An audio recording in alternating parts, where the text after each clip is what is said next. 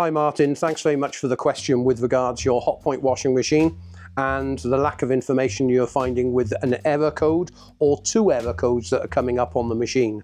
Firstly, you've got a Hotpoint NM111065WCAUK and you're telling me that you've got F4E2 error code coming up on the machine, and you didn't tell me if it was one reference to one error code or a combined error code that was coming up. Now, Hotpoint are very poor at supplying technical information to either myself or the general public when it comes to test procedures and diagnostic and workshop manuals on their machine. But I have managed to find you an exploded diagram of your machine, and this has got all the parts on there as well, and I'll put this in the description for you. But on the actual F4E2 error code, this is normally related to some sort of filling problem, and what information I found for you, it does suggest replacing the pressure switch, which you've done. But you didn't tell me if you followed the pipe that connects to the pressure switch all the way to the bottom of the machine, and there will be a pressure chamber.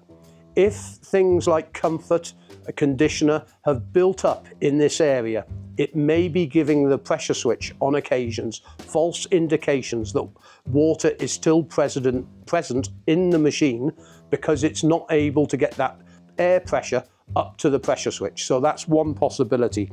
Also check the water valves and also run the cables back from the pressure switch and the water valves to the circuit board to make sure all the connections are good. That's all the information I can give you at the moment. Everything that I've got for you, I've put in on the description on this video. There are exploded diagrams of the machine, and I've also put some associated videos to assist you with intermittent faults as well. And the diagrams are very detailed and they do have reference numbers on them. I hope all this information helps you.